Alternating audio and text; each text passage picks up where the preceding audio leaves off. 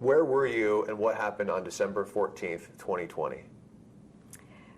We were asked by, I think, the Michigan Republican Party to come. There was going to be a effort to sign a backup slate.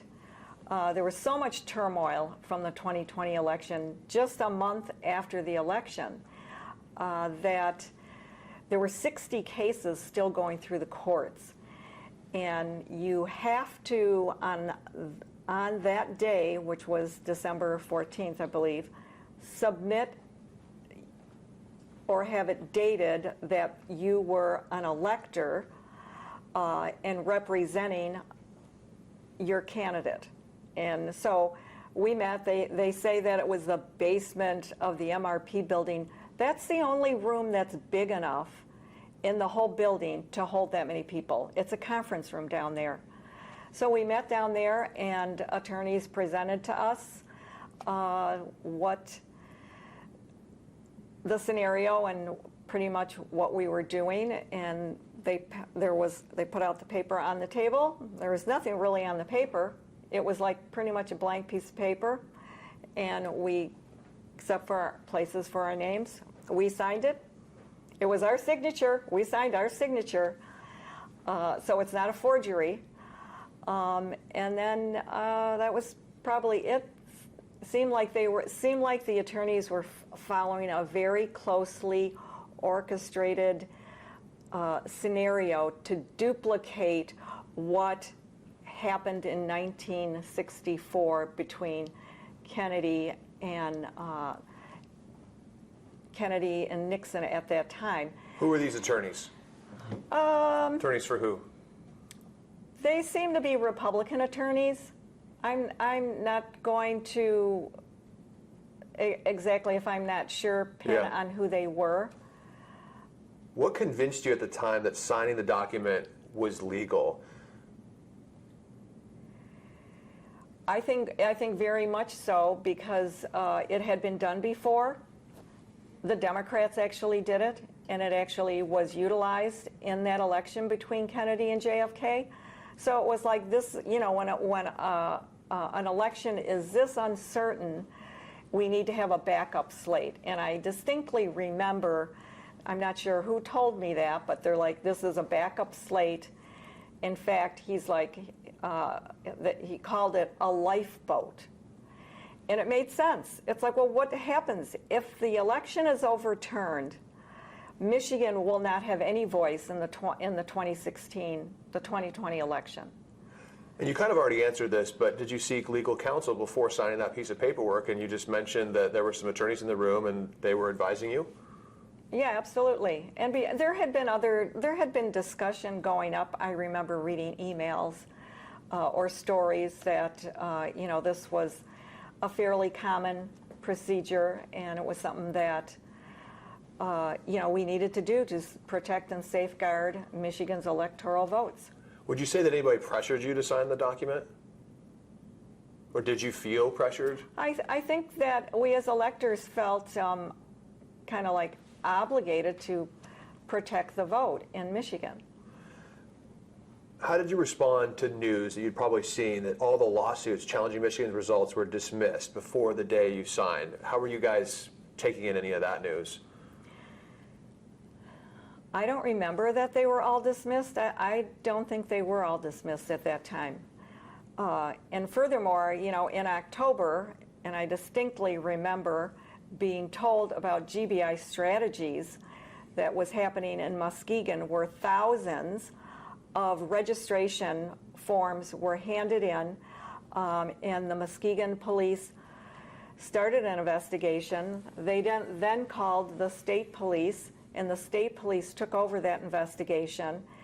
So much more has evolved on that story. Dana Nessel then handed it over to the FBI, where nothing was ever,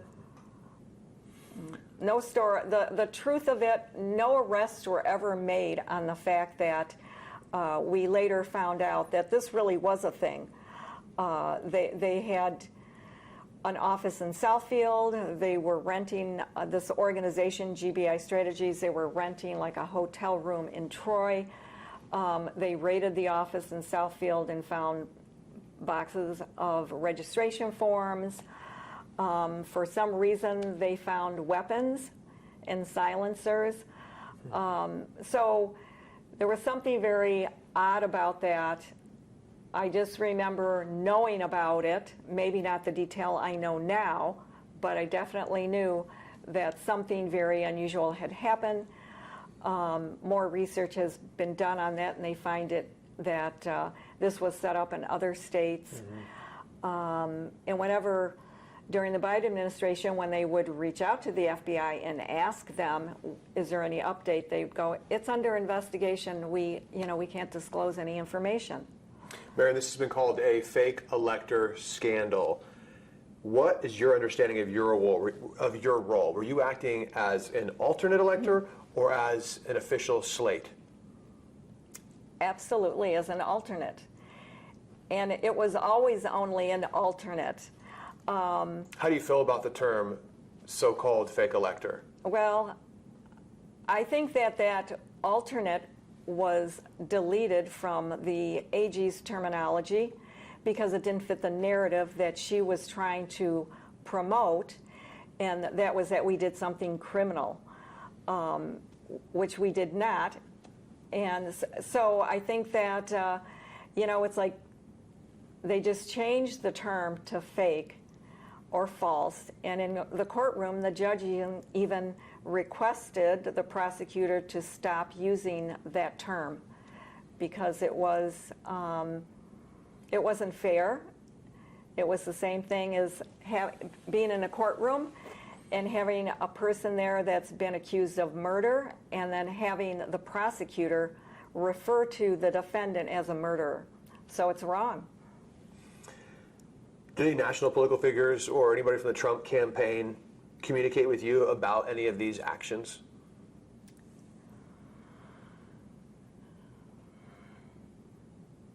It's hard because now it's, 5 years ago. Yeah. I know I received a letter from Kenneth Chesbrough because at that time I was vice chair in the party, and he very distinctly explained how this is a legal process, and it's been done before. He used the Hawaii alternate slate as an example. It made total sense to me and the other electors that this is what we should do in order to protect the vote in Michigan because there was so much turmoil surrounding that election. So to sum it up, when you signed on that day, what did you think you were doing? Signing an alternate slate to be used in the event that the election was overturned. When the Attorney General charged you, what went through your mind? I have to admit I was kind of ignorant about what happens then. I remember I was in my garage refinishing a piece of furniture, and my phone was blowing up. And so when I finally connected with someone and they told me what was going on, it's like even the felonies. Now, my husband is a former police captain. And so even with he's been in court hundreds and hundreds of times. And so he wasn't home. I couldn't ask him what this meant. But he was totally shocked by it. And even he in reflecting back, he's like, if I had ever thought when you were going to Lansing that day that you would do that, he's like, it never even entered my mind that you would be doing something that could possibly be illegal. You must have been, so you're describing shock. Yeah. Yeah. Although, A.G.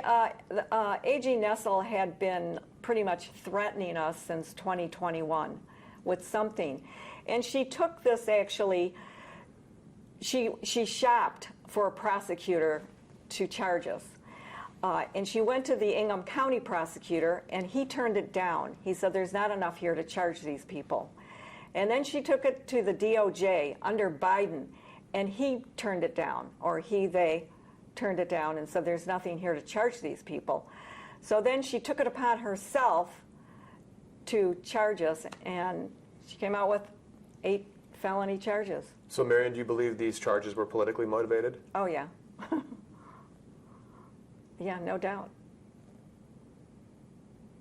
How does that make you feel after going through all this? Well, it's not a surprise. I'm not surprised by it, and I think, all through history, people have been persecuted and prosecuted by governments, and I hate to say that it's, like, why should I be any different?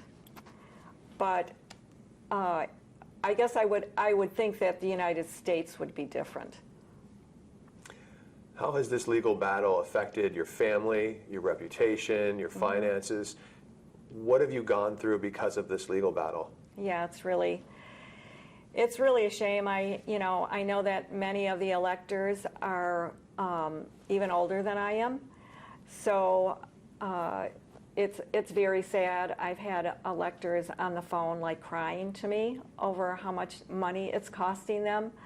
I estimate every elector had to get their own attorney. I'm estimating that it probably cost each of us anywhere from $100,000 to $250,000 each. Do you expect to get any of that money back? No. No, that's... What about your emotional and mental health through that process? I think that I was fine. The first couple months were very difficult. I have to admit that was, that was really kind of a scary time.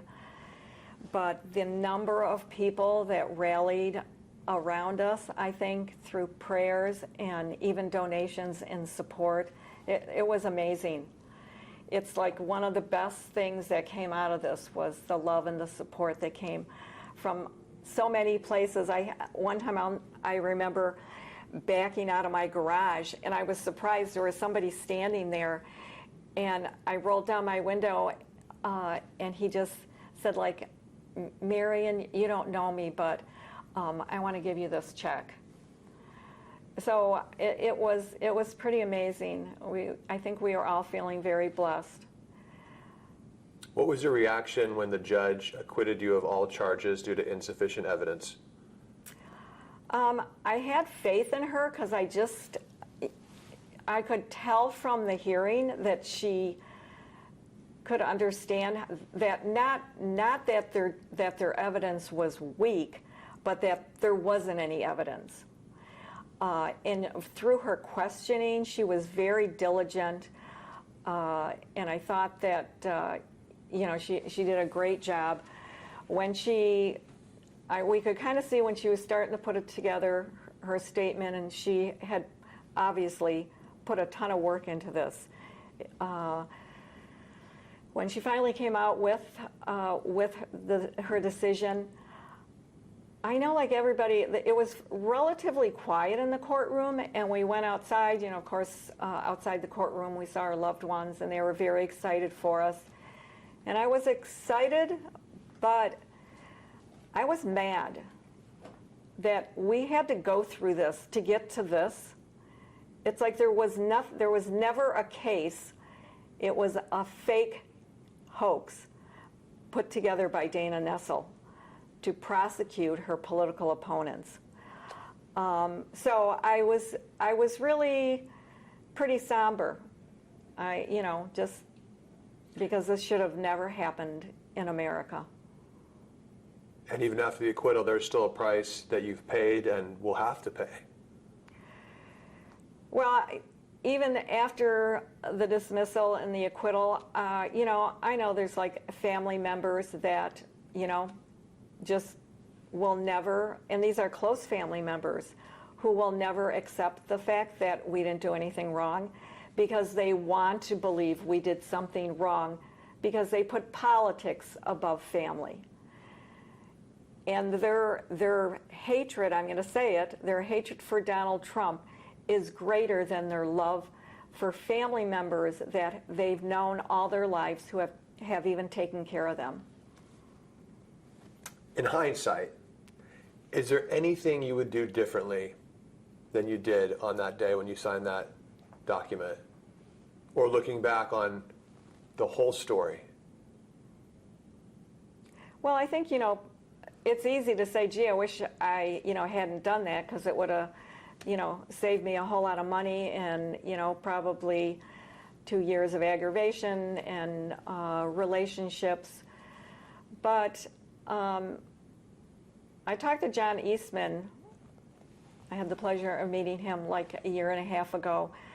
And I explained to him, I said, I can relate to what you're going through, John, because I'm a 2020 Trump elector, and I've been charged with 8 felonies.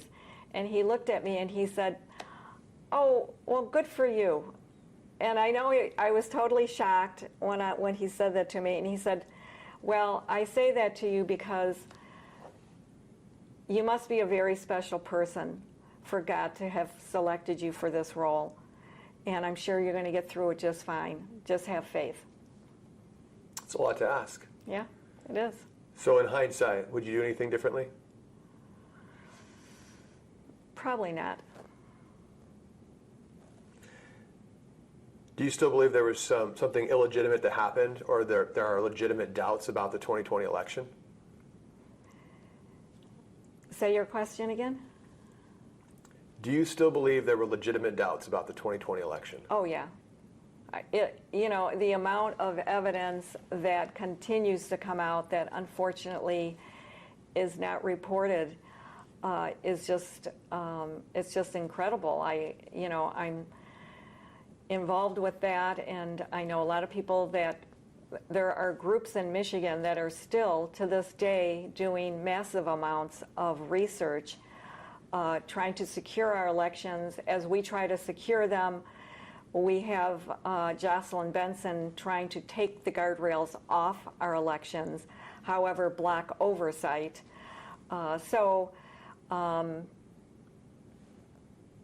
There's just, all of this information is being sent to the present DOJ, and I expect that something will come out of that. 6 of the defendants, including yourself, were reportedly nominated for the 2024 election. Mm-hmm. What message do you think that sends to Michigan voters? Well, I don't know if it was a message to Michigan voters or a message to the Attorney General, but it was, we didn't do anything wrong, and we put ourselves up for election again to be electors. We won, and it was one of the greatest privileges of my life to serve as a 2024 elector. You weren't hesitant to take up that role after what you went through? Oh, no. No. What lessons do you think Michigan, and the country really, can take from this saga? Well, I guess I would just hope that people would realize that, lawfare does exist, and it shouldn't be used by either party to punish people that disagree with them politically. It shouldn't be used to scare people into being inactive, because it's like our country is dependent on people who are active in the government and outside of the government providing oversight. So I would just hope that people would realize that this is probably one of the most egregious cases of lawfare that is out there. And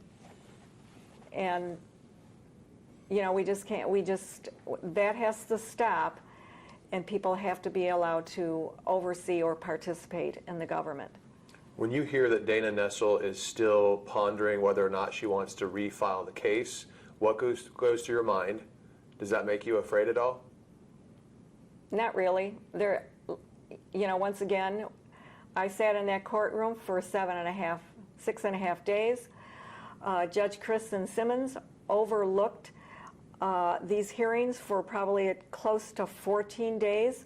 She heard all the evidence and came out with the right decision, because there was no evidence that showed we had any criminal intent. And that's the bottom line. Dana Nessel can take it to the appeals court if she wants. I very much doubt that they're going to look at the evidence that doesn't exist and say it exists. So, Marian, is there any topics or questions that I should have asked you that I didn't? I guess it's been, I think that it's been very difficult on the electors health-wise. And I was always fearful for the group because they are all such amazing people. They are amazing patriots. Most that I don't know them all, but most of them seem to me to be very strong people of faith. And I just always was concerned how it was affecting. I knew how it was affecting me. I didn't know how it was affecting the other electors. And the stress of it was kind of worrisome. Like, say, many are in their mid-late 70s, in their 80s. And we had one gentleman that appeared in court, but he was on Zoom, and I'm pretty sure he was in a hospital bed. I just know there's health incidences I've heard of that other electors are experiencing. And then just yesterday, the day of the hearing, we lost one of the electors.